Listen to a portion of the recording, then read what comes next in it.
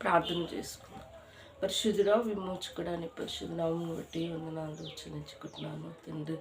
ప్రభా, రాత్రంతా మాకు సుఖమైన నిద్రించావు. ఉదయ కాలంలో ప్రభా నీ పాద సన్నిధికి వచ్చటకు మమ్మల్ని బలపరిచినందుకు వందనాలు. నీ వాక్యం చదువుతుండగా ప్రభా మాతో మాట్లాడండి, నీ స్వరం వినిపించండి, నీ సన్నిధి ఉంచమని యేసునామములో స్తుతించి ప్రార్థించి వేడుకుంటున్నాను తండ్రి. యెషయా రాసిన గ్రంథము 33వ అధ్యాయము. దోచుకొండకపోయినను దోచుకొనుచుండు నీకు శ్రమ, నిన్నెవరు వచింపకపోయినను వచించుచుండు నీకు శ్రమ. నీవు దోచుకొనుట మానిన తర్వాత నీవు దోచుకొనబడెదవు. నువ్వు ముగించిన తర్వాత జనులు నిన్ను వచించెదరు. యెహోవా నీ కొరకు కనిపెట్టుచున్నాము, మా యందు కనికరింపుము. ఉదయకాలము వారికి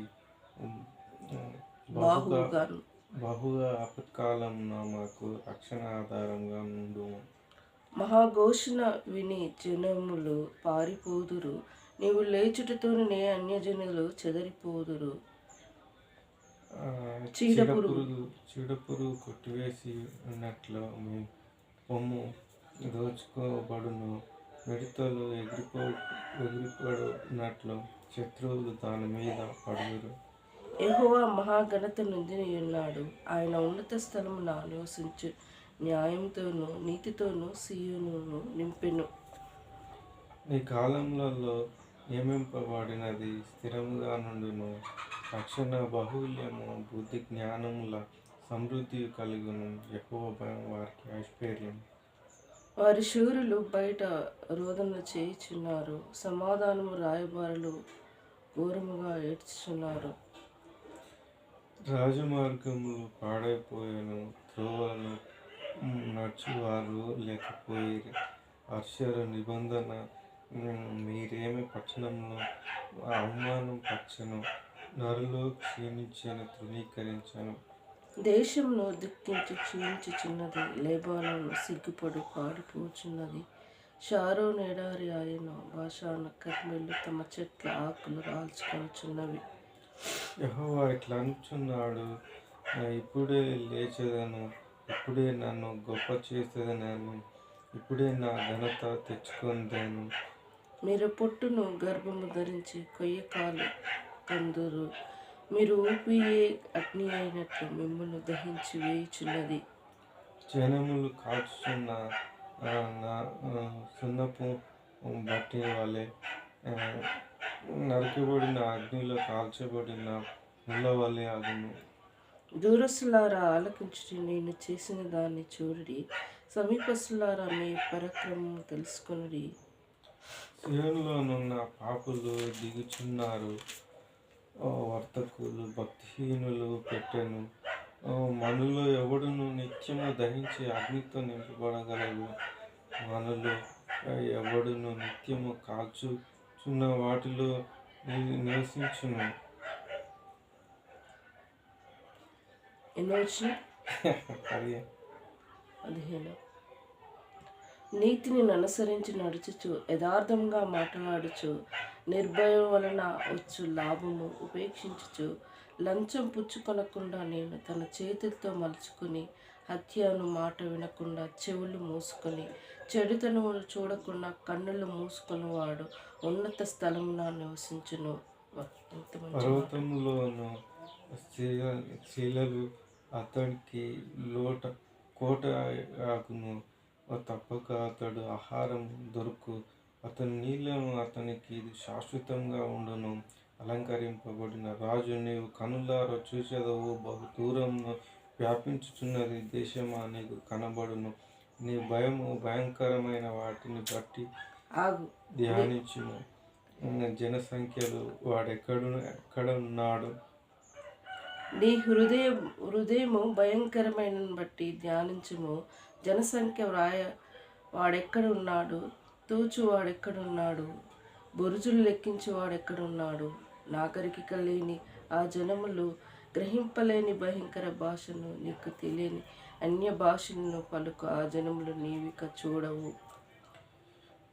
ఉత్సవ కాలములలో మనం కూల్చుకొనుచున్న సీయోను పట్టణము చూడుము, నిర్మూలమైన కాపురముగాను తీయబడిన గుడారంలోని కన్నులు యెరూషలేములో చూచును. దాని మేల్కొన్నప్పుడు దూడ తీయబడు, దాని తాళ్ళలో ఒక్కటైనను తెగదు.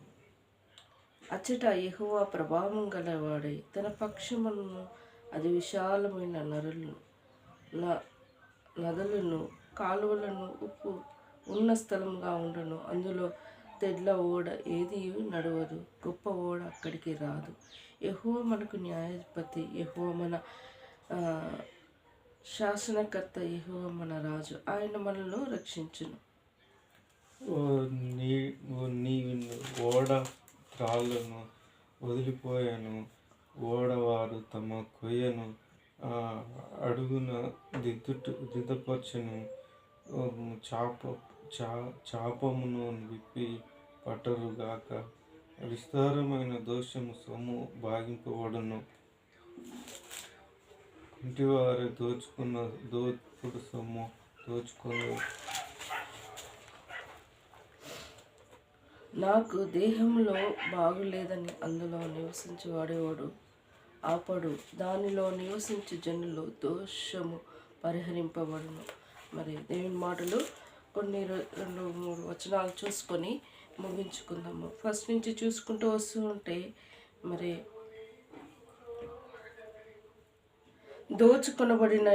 దోచుకొనుచుండు నీకు శ్రమ, నిన్నెవరు వచింపకపోయినను వసించేవాడు శ్రమ. నీవు దోచుకొనుట మానిన తర్వాత నువ్వు దోచుకొనబడదువు, నువ్వు వచించుట ముగించిన తర్వాత జనులు నిన్ను వచించెదరు. ఏంటి ఈ మాట అర్థం ఏంటి? అసలు దీని మాట, నువ్వు ఏ పని చేస్తావో అది నీకు జరుగుతూ ఉంటుంది. దీని అర్థం ఇక్కడ దోచుకున్నాక నువ్వు మానేసినాక నువ్వు దోచుకుని వచించటం మానేసిన తర్వాత నువ్వు వచింపబడుతున్నావు అని వచ్చింది. మరి ఇంక 2వ వచనంలో చూస్తుంటే, యెహోవా నీ కొరకు కనిపెట్టుచున్నాము, మా యందు కనికరించుము. ఉదయకాలమున వారికి బాహుగాను ఆపత్కాలమున మాకు రక్షణార్థంగాను ఉండును. 2 విధాలు చూడబడుతూ వస్తున్నారు. మరి నువ్వు ఏ దాంట్లో నువ్వు ఉన్నావు? దోచుకొనబడిన వారిలో ఉన్నావా, లేకపోతే యెహోవా కొరకు కనిపెట్టిన వారిగా ఉన్నావా? మరి దేవుడు యెహోవా కొరకు కనిపెట్టుకుంటున్న వారందరికీ ఆయన కనికరము చూపిస్తాడట. ఉదయకాలమున వారికి బాహుగాను ఆపత్కాలమున మాకు రక్షణ భారంగాను ఉండు. చూసాం ఎంత చక్కటి మాట. ఆపత్కాలంలో మనకు రక్షణ భారంగాను రక్షణ ఆధారంగాను ఉండును. మరి ఇంకా దేవుని మాటలు చూసుకుంటూ పోస్తే 6వ వచనంలో, నీ కాలంలో నివసింపబడినది స్థిరముగా నిండును, రక్షణ బాహుల్యము బుద్ధి జ్ఞానము సమృద్ధి యగును. యెహోవా భయము వారికి ఐశ్వర్యమిచ్చు, యెహోవా భయము వారికి ఐశ్వర్యమిచ్చు. ఈ రోజులలో భయము భక్తి లేకుండా ప్రవర్తిస్తున్నారు. దేవుని మందిరానికి వెళ్ళినప్పుడు నీ ప్రవర్తన బాగుగా చూసుకోవాలని దేవుని వాక్యంలో సెలవిచ్చి ఉన్నది. దేవుడు ఉన్నాడు, దేవుని మందిరానికి వెళ్తున్నావు. ఎందుకు వెళ్తున్నావు? మాకు వివేచన జ్ఞానం కలిగి ఉండాలి. దేవుని సన్నిధానంలోకి వస్తే గడుపుతున్నాం అంటే అది దేవుని కృప. ఆ కృప లేని వారు ఈ లోకంలో మనం ఎంతోమంది చూస్తూ ఉన్నాం. అది దేవుని మందిరానికి వెళ్ళినప్పుడు నీ ప్రవర్తన జాగ్రత్తగా చూసుకును అంటూ ఉంటారు. యవనస్తులైనా, చిన్నపిల్లలైనా, వృద్ధులైనా. మరి ప్రభా, ఈ దినము మేము దేవుని మందిరానికి వెళ్తున్నాం, నీ స్వరము మాకు వినిపించము, నీ సన్నిధి ఉంచము. నువ్వు మాతో ఏం మాట్లాడాలనుకున్నావు అయా, మా హృదయం మచ్చడాగు కడుక్కునే కృపను దయచేయమని మనం వెళ్ళినప్పుడు మనం ప్రార్థన చేసుకోవాలి. ఎందుకంటే మన రహస్య పాపములు దేవుడే బయలుపరుస్తారు. నువ్వు చెప్పినా వినము, నేను చెప్పినా, ఎవరు చెప్పినా వినం. కానీ మనం దాగి ఉన్న మన హృదయ దాగుల పాపంలో ఆయన బయలుపరుస్తూ ఉంటాడు. ఈ సేవకు నా గురించే చెప్తున్నాడు ఏంటి అని అనుకుంటూ ఉంటాం. కాదు, దేవుడు అప్పుడు వాడుకున్నాడని అర్థం చేసుకోవాలి. దేవుడు ఆ పరిస్థితుల్లో నీ హృదయంలో ఉన్న పాపములు తొలగించాలని ఆయనను వాడుకుంటూ ఉన్నాడు. అప్పుడే నువ్వు ఆ క్షణం అందే, నిజముగా ప్రభువా నేను ఇవి తప్పులు చేశాను, నేను చెయ్యను ప్రభువా అని ఒప్పుకుంటే దేవుడు ఇంకెప్పుడూ ఆ తప్పులు చేయకుండా ఉంచుతాడట. అందుకోసమే నువ్వు దోచుకొనుట మానిన తర్వాత నువ్వు దోచుకొనకూడదు అంటే ఈ మాట ఎందుకు చెప్పబడి ఉన్నది అంటే దేవుని ఎరగక అలానే నువ్వు ఉంటే ఇక నువ్వు ఇక చాలు దొంగతనం చేసినావు అనుకో సఫర్ ఇక నాకు చాలు అని ముగించుకుంటే దేవుడు నిన్ను దొంగకి అప్పచెప్పుకునే విధంగా చేస్తూ ఉంటాడట. అందుకోసమే చాలా జాగ్రత్తగా ఉండాలి. దొంగతనం చేసినవాడు ఇక ఎవరు చూస్తారు అని ఇటు అటు చూసి దొంగతనం చేస్తూ ఉంటారు. తర్వాత ఎటు పడితే అది దొంగతనం బయట పడుతూ ఉంటుంది. ఎప్పటి దాగి ఉండాలి. అంత భయంకరమైన స్థితి పాపము ఎవరు దాచుకున్నా దాగబడదు. మరి ఇంకా 15 వచనంలో చూస్తూ ఉంటే నీతిని అనుసరించి నడుచుచు యథార్థంగా మాట్లాడుచు నిర్బంధన వలన వచ్చు లాభము ఉపేక్షించుచు లంచం పుచ్చుకొనకుండా తన చేతులు మలుచుకును హత్యను మాట వినకుండా చెవులు మూసుకొని చెడుతనము చూడకుండా కన్నులు మూసుకున్నవాడు ఉన్నత స్థలమున నివసించు. ఎంత చక్కటి మాట ఈ మాట. లంచము పుచ్చుకున్నట చూసావా, జాబ్ చేసే కాడ లంచం తీసుకుంటాం. తీసుకోకూడదు. నీ కష్టార్జితతో నువ్వు చక్కగా కష్టపడి చదివినావు, జాబ్ వచ్చింది. జాబ్ రానప్పుడు జాబ్ రాలేదని కష్టపడతావు, చదువుతావు. రత్తిన వాళ్ళు కష్టపడతావు. జాబ్ వచ్చినాక హ్యాపీగా నీ కష్టార్జితంతో నువ్వు చేసిందంత తృప్తి పడితే నీకు దేవుడు ఎంత చక్కటి ఆనందం ఇస్తాడు. మరి ఈ కష్టార్జం లేకుండా మరి తృప్తి లేని జీవితం, లంచం పుచ్చుకుంటే తృప్తి ఉంటుందా? ఉండదు. చేతులు ముడుచుకుంటా హత్య అను మాట వినకుండా చెవులు మూసుకొని తన చెడుతను చూడకుండా కన్నులు మూసుకున్నవాడు ఉన్నత స్థలంలో నివసించేవాడు.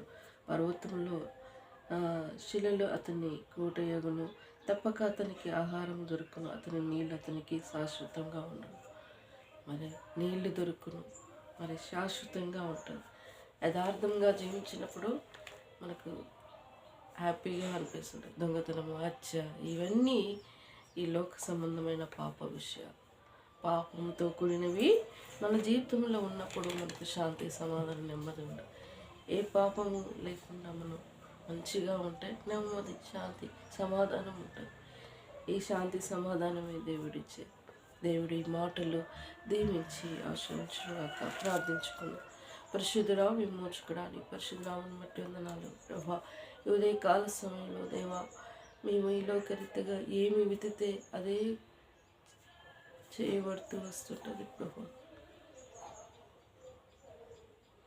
నీ వెలుగు ప్రకాశంలో మేము జీవిస్తే అదే మాకు చాలు ప్రభా.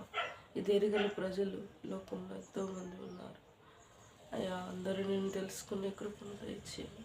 మా కుటుంబం సంపూర్ణంగా రక్షణ ఆనందం పరిపూర్ణం చేయండి. ఇంతవరకు చూపిన ప్రేమను పెట్టండి. ఈరోజు పరిశుద్ధ దినం ప్రభా నీ ఇంటికి వెళ్ళాలి. మమ్మల్ని మా హృదయాలను సిద్ధపరచండి. దయగలనైనా మాకున్న అక్కరలు నీ మా వర్షంలో తీర్చండి. న్యూ ఇయర్లో మేము ఆయన ఇల్లు కట్టుకునే కృపను మాకు దయచేయండి. మాకును అయ్యా మరి రెండో చెల్లెకి ఇల్లు ప్రభా సహాయపడండి. గవర్నమెంట్ ద్వారా మేము లబ్ధి పొందే భాగ్యాన్ని మాకు అనుగ్రహించండి. మీ రోడ్డు మీద ఇల్లు కట్టుకోవాలి ప్రభా. నిరంజ తన ప్లేస్లో ఇల్లు కట్టుకోవాలి ప్రభా. న్యూ ఇయర్లో మాకు ఆ విషయంలో సహాయపడండి. ఈ ఇయర్లో మా ప్రభా ఈ ఇంట్లో ఉంచినందుకు వందనాలు. ఇంకా నెక్స్ట్ ఇయర్ కొత్త ఇంట్లో మేము ఉండటకు మమ్మల్ని కూడా ప్రవేశించండి ప్రభా. 4 అనుభవాల్లో మేము వెళ్తుండగా మమ్మల్ని దీవించి ఆశ్రయించే దేవుడు అయినందుకు స్తుతిస్తున్నాను తండ్రి. రాని కుటుంబాన్ని కూడా జ్ఞాపకం చేసుకున్న అక్కరలైన నీ వర్షంలో తీర్చండి. చిన్న కావ్యమనవ్యమ స్టడీ భవిష్యత్తు బిడ్డల్ని దీవించండి. నీ చిత్తం మీ వారిలో జరిగించే సులువుగా చిక్కబెట్టే శోధన నుండి కిడపాయని కాపాడండి ప్రభా.